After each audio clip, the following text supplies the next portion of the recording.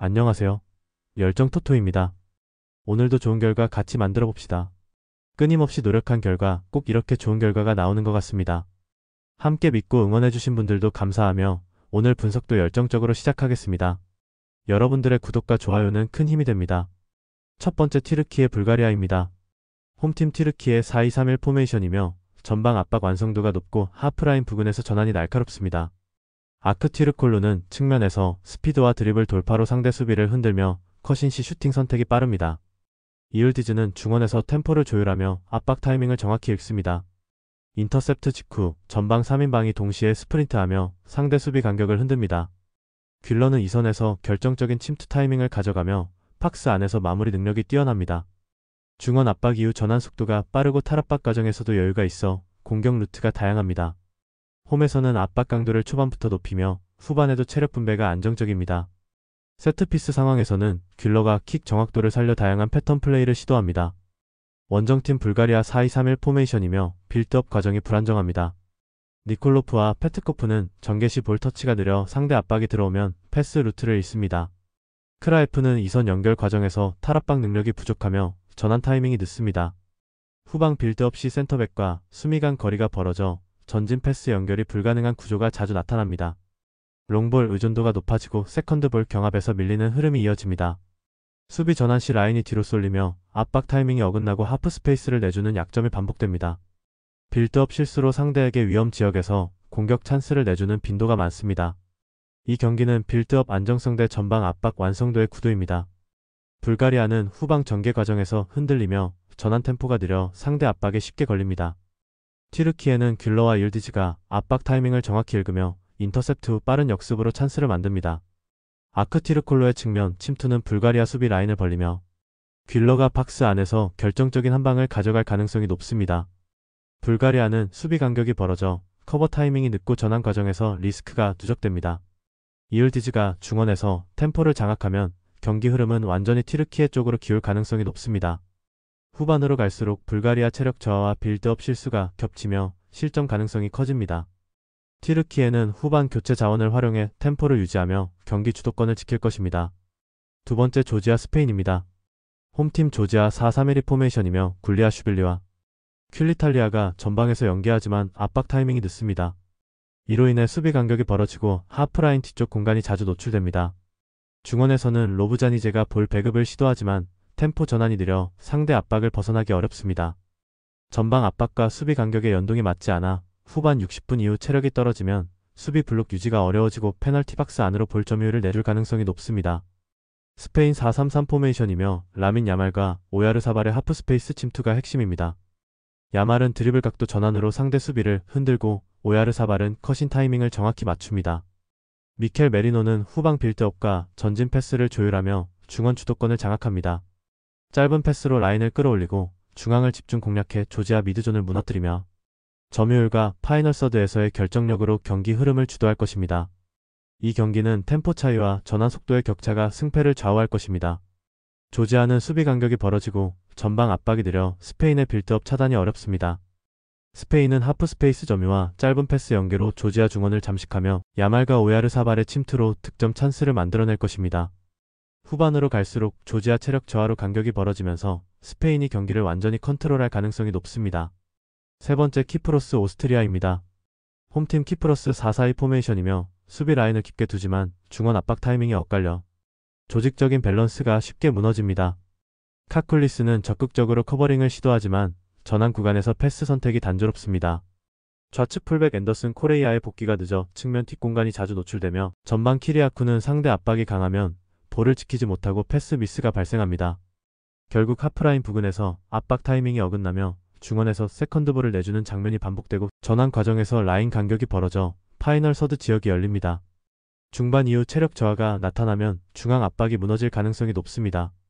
오스트리아 4-2-3-1 포메이션이며 전환 템포와 공격 리듬이 매우 빠릅니다. 사비체르는 하프 스페이스에서 움직이며 전진 패스를 조율하고 그레고리치는 포스트 플레이와 순간적인 원터치 패스로 공격 전환을 돕습니다. 바움가르트너는 좌측 컷인 플레이로 박스 안 공간을 파고들며 세컨드 찬스를 노립니다. 더블 볼란치 구성으로 빌드업 안정성을 확보하고 중원 압박에서도 강한 피지컬로 주도권을 잡습니다. 사비체르의 볼 전진 시 오스트리아 전방 템포가 빨라지며 상대 수비 간격을 무너뜨리고 세트피스에서도 제공권을 활용해 결정적인 찬스를 만들 수 있습니다. 이 경기는 전술 완성도와 압박 타이밍의 정교함에서 승패가 갈릴 가능성이 높습니다.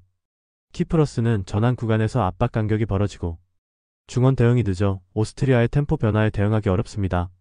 오스트리아는 빠른 템포와 하프스페이스 점유로 상대 수비를 흔들고 좌우 전환과 바움가르트너의 침투로 결정적인 찬스를 만들 것입니다. 후반으로 갈수록 키프러스의 체력 저하로 압박 강도가 떨어지고 사비체르의 전진 패스 타이밍이 경기 균형을 무너뜨릴 가능성이 큽니다. 결국 전술 완성도와 템포 조율, 세컨드볼 반응 속도를 고려하면 오스트리아가 우위를 점할 것으로 보입니다. 이런 분들 꼭 말 걸어주세요. 영상에 보이는 거와 같이 4가지 중 한 가지라도 해당되면 힘드실 수도 있으니 부담 갖지 마시고 아래 고정 댓글로 말 걸어주시면 됩니다. 웃으면서 재밌게 배팅합시다. 네 번째 리텐슈타인 웨일스입니다. 홈팀 리텐슈타인 352 포메이션이며 전방 압박은 빠르지만 뒷라인 커버 타이밍이 늦습니다. 라인 간격이 쉽게 벌어지고 중원이 허물어지며 세글람은 피지컬 싸움에서 밀리는 장면이 잦습니다. 루케 노타로는 중원 연결 역할을 맡지만 템포 조절과 패스 정확도가 들쭉날쭉하며 하슬러는 속도전에서 한 박자 늦고 역습 대응이 느립니다. 빌드업 과정에서 측면으로 쉽게 몰리고 전환 속도에서도 웨일즈보다 뒤처지며 세컨드볼 커버가 늦어 파이널 서드 진입 이후 혼란이 자주 발생합니다. 결국 수비 간격이 벌어져 상대 윙어나 이선 침투 자원에게 공간을 쉽게 내주는 약점이 반복됩니다. 원정팀 웨일즈 541 포메이션이며 존슨이 전방에서 활발히 움직이며 공간을 만들고 브룩스는 이선 침투와 하프스페이스 짧은 패스로 연계를 시도합니다. 윌스는 빠른 판단과 볼 터치 감각으로 리텐슈타인 뒷공간을 집중 공략하며 중원은 강한 압박과 1차 차단으로 빌드업을 초반부터 끊습니다. 측면 크로스 전개로 세컨드 찬스를 연결하고 수비 밸런스가 단단해 후반 점유율을 높이며 라인을 올리면서 상대 체력 저하를 노릴 수 있습니다. 윌스는 전방 압박과 이선 침투를 동시에 수행하며 결정적인 순간 득점을 연결할 수 있습니다. 이 경기는 경기 템포와 전환 속도의 차이가 승부를 가를 전망입니다. 리텐슈타인은 초반 압박은 좋지만 수비 간격이 벌어지고 후반 커버가 느리며 라인을 내리면 공격 전개가 막히고 올리면 뒷공간이 노출됩니다. 웨일즈는 전방 압박 후 빠른 전환으로 파이널 서드 진입과 중원 장악이 가능하며 윌슨의 순간 침투와 브룩스의 이선 연계가 약한 수비 블록을 흔들 것입니다. 체력과 전환 속도에서 앞서는 웨일즈가 리텐슈타인의 뒷공간을 공략하며 승부를 결정할 가능성이 높습니다. 다섯 번째 덴마크 벨라루스입니다. 홈팀 덴마크 4231 포메이션이며 중원 조율과 전방 압박 리듬이 뛰어납니다. 비어레스는 볼 운반 능력이 뛰어나며 좌우 전환 패스로 공격 방향을 다양하게 바꿉니다. 돌베르는 전방에서 순간 방향 전환 침투로 수비 라인을 흔들고 박스 안에서는 한 박자 빠른 마무리를 보여줍니다. 에릭센은 하프라인 근처에서 볼을 잡는 즉시 공간을 읽어 중원 압박 타이밍을 무력화시키며 돌베르의 침투와 결합 시 컷백 루트를 통한 득점 기회를 만들 수 있습니다. 중원 압박 회피와 세컨드볼 대응에서도 덴마크는 매우 안정적이며 점유율을 유지하며 경기 템포를 주도할 수 있습니다. 원정팀 벨라루스 433 포메이션이며 좌측 풀백 복귀가 늦어 뒷공간이 자주 노출됩니다. 중원 선수들은 압박 타이밍이 늦고 볼 간수 능력이 떨어져 덴마크 압박에 취약합니다. 전방 라인 브레이킹을 시도해도 주변 지원이 늦어 고립되며 좌측 라인 커버가 불안정해 상대 윙어의 아이솔레이션을 허용합니다. 라인 간격이 벌어지고 전환 속도가 느려 덴마크보다 수비 템포에서 밀릴 가능성이 높습니다. 이 경기는 공간 점유와 컷백 타이밍 싸움으로 덴마크가 경기 흐름을 주도할 가능성이 큽니다. 벨라루스는 좌측 뒷공간 노출과 압박 타이밍 늦음을 노출하며 덴마크의 돌베르와 에릭센 조합에 취약합니다. 전반 중반 이후 점유율이 덴마크로 기울고 후반에는 에릭센의 킥 하나로 흐름이 결정될 가능성이 높습니다. 결국 전술 완성도와 공간 활용 능력에서 덴마크가 벨라루스보다 우위를 점할 것으로 예상됩니다. 여섯 번째 스위스 스웨덴입니다. 홈팀 스위스 4141 포메이션이며 샤카가 후방 빌드업과 템포 조율을 담당합니다. 은도에는 측면 돌파 후 인버티드 움직임으로 침투 타이밍이 정확하고 엠볼로는 피지컬을 활용해 세컨드볼 방향을 유도합니다. 샤카의 전진 패스와 은도의 침투가 맞물리면 스웨덴의 넓은 수비 간격을 공략할 수 있습니다. 중원에서 라인을 세우며 짧은 패스로 전환 템포를 유지하고 홈에서는 공격 템포를 빠르게 전개하며 후반에도 압박 강도를 유지합니다. 원정팀 스웨덴 352 포메이션이며 라인 간격이 넓고 수비 전환이 느려 중앙 침투를 막기 어렵습니다. 니그레는 측면 커버는 가능하지만 수비 가담 타이밍이 늦고 칼스트롬은 롱볼 전개 후 판단이 느려 압박에 자주 걸립니다. 존슨 살레트로스는 하프 스페이스 커버가 약하고 수비와 미드라인 연결이 단절되는 경향이 있어 전환 속도가 느리고 2차 공격 전개가 원활하지 않습니다. 공격 전개 속도도 느려 스위스의 빠른 역습 대응이 어렵습니다. 이 경기는 템포 조율과 중원 장악력이 승부를 좌우할 전망입니다. 스위스는 샤카를 중심으로 짧은 패스로 리듬을 만들고 은도의 침투로 상대 수비 라인을 무너뜨릴 것입니다. 엠볼로가 박스 안에서 버티면 은도해가 뒷공간을 노려 마무리할 가능성이 높습니다. 스웨덴은 공격 템포가 느리고 수비 간격이 벌어져 실점 가능성이 점차 커질 것으로 예상됩니다. 결국 스위스가 전술 완성도와 홈 경기 점유율로 경기 흐름을 주도할 전망입니다. 7번째 그리스 스코틀랜드입니다. 홈팀 그리스 4-2-3-1 포메이션이며 짧은 패스로 미드필더 간 거리를 좁히고 전진 효율을 높입니다. 이오아니디스는 포스트 플레이로 전방 압박 시 중심을 잡고 펠카스는 좌우 전환과 폭 넓히기로 빌드업을 연결합니다. 바카스타스는 하프 스페이스 침투와 방향 전환이 빠르며 세컨드볼 회수와 2차 공격 주도로 팀 공격을 이끕니다. 라인 간격이 짧고 후방 빌드업 템포가 살아나면 스코틀랜드를 상대로 주도권 확보가 가능합니다. 원정팀 스코틀랜드 4-4-2 포메이션이며 중앙 미드필더 간격이 벌어져 압박 완성도가 낮습니다. 맥기는 활동량이 많지만 중원 공간이 넓어 수비 밸런스가 자주 깨지고 길모어는 수비 전환이 늦어 하프 스페이스를 내줍니다.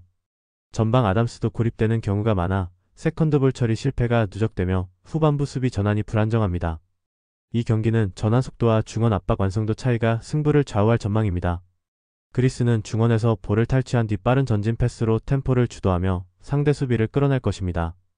바카스타스는 상대 미드필더 간격이 벌어질 때 침투와 슈팅으로 흐름을 바꿀 수 있습니다. 이오아니디스는 포스트 플레이로 이선 침투 루트를 만들어주고 펠카스는 좌우 전환으로 템포를 유지합니다. 스코틀랜드는 전방 압박 타이밍이 엇나가고 세컨드볼 대응이 느려 후반으로 갈수록 실점 가능성이 높습니다. 결국 그리스가 중원과 전환 템포에서 우위를 점하며 공격 완성도를 보여줄 것으로 예상됩니다. 8번째 슬로베니아 코소보입니다. 홈팀 슬로베니아 4-2-3-1 포메이션이며 중원 점유와 세트피스 집중력을 무기로 합니다. 크라머는 전방 압박과 포스트 플레이로 볼을 지켜내며 공격 전환을 돕습니다. 베르비치는 좌측에서 템포를 조율하며 돌파와 크로스 타이밍을 조절하고 로브리치는 중원에서 공격 전환과 템포를 주도합니다. 라인 간격이 안정적이며 세트피스 시 장신 자원의 동시 침투로 상대 수비를 교란합니다. 홈 경기에서는 세컨드볼 집중력과 제공권 장악으로 흐름을 지배할 수 있습니다. 원정팀 코소보 3-4-3 포메이션이며 전방 압박보다 중원 압박에 초점을 둡니다. 라마는 스피드로 역습을 시도하지만 마무리가 불안정하고 자샤리는 중원볼 배급 시 체력 저하가 후반에 나타납니다. 렉스 베카이는 수비 가담은 적극적이지만 위치 선정이 일정하지 않아 세트피스 수비에 취약합니다. 후반 80분 이후 수비 간격이 벌어지고 세컨드볼 대응이 늦어 실점 가능성이 높습니다. 이 경기는 세트피스 집중력과 후반 체력 유지가 승부를 좌우할 전망입니다. 슬로베니아는 크라머의 피지컬과 베르비치의 킥으로 코소보 수비 라인을 흔들고 로브리치가 중원에서 템포를 조절하며 공격 전환 타이밍을 맞춥니다. 코소보는 라인을 낮추고 버티더라도 집중력 저하가 반복되면 위험에 노출됩니다. 슬로베니아의 장신 센터백이 후반 세트피스에서 점프에 성공하면 한방에 승부가 갈릴 수 있으며 후반 80분 이후가 분수령이 될 전망입니다. 후반으로 갈수록 슬로베니아가 점유율과 체력 우위를 바탕으로 경기 흐름을 장악할 가능성이 높습니다. 9번째 보스니아 루마니아입니다. 홈팀 보스니아 4-3-3 포메이션이며 전방부터 라인을 압박하며 공격적인 템포를 유지합니다. 라자리는 측면에서 빠른 오버래핑과 크로스로 공격 전개를 활발하게 하고 자노니는 하프 스페이스를 침투하며 컷백으로 마무리 찬스를 만듭니다. 카피키오니는 최전방에서 피지컬을 활용한 포스트 플레이로 볼을 지키고 이선 침투를 유도합니다. 중원은 넓게 라인을 쓰며 전진 패스 중심으로 템포를 높이고 하프라인 근처에서 전개되는 빠른 연계는 상대 수비 라인을 흔들며 슈팅 찬스로 직결됩니다. 루마니아 4-3-3 포메이션이며 균형은 잡혀있으나 이선 압박이 느슨합니다. 도브레와 드라구스가 전방 압박 타이밍을 놓치고 스탄치오는 수비 가담이 늦어 중앙과 하프 스페이스에 공간을 제공합니다. 라인 간격이 벌어지고 세컨드볼 대응이 늦어 수비 밸런스가 붕괴되는 경우가 많습니다. 전반적으로 전방과 중원의 압박 간격이 맞지 않아 보스니아의 빠른 템포 빌드업에 취약합니다. 이 경기는 중원 압박 강도와 전개 속도 차이가 승부를 좌우할 전망입니다. 보스니아는 전방 3인 라인을 활용해 공격 템포를 유지하고 루마니아의 느슨한 중원 공간을 집중 공략할 것입니다. 라자리는 좌측 오버래핑으로 수비 밸런스를 무너뜨리고 카피키오니와 자노니의 침투 타이밍이 맞아 전방에서 찬스를 만들 가능성이 높습니다. 루마니아는 세컨드볼 대응과 전환 속도가 느려 역습에 취약하며 후반부 오픈 플레이에서 보스니아가 우위를 점할 전망입니다. 결국 압박 타이밍과 전진 패스 정확도가 경기 흐름을 결정하며 보스니아가 템포와 심리적 주도권 모두에서 한 박자 빠른 운영을 보여줄 것으로 예상됩니다. 구독자 및 시청자분들 오늘 하루도 의미 있는 배팅해봅시다. 구독과 좋아요, 알림 설정 부탁드리며 조합이 힘드신 분들은 아래 고정 댓글로 말 걸어주시면 무료로 최종 조합 공유해드립니다. 모두 감사합니다.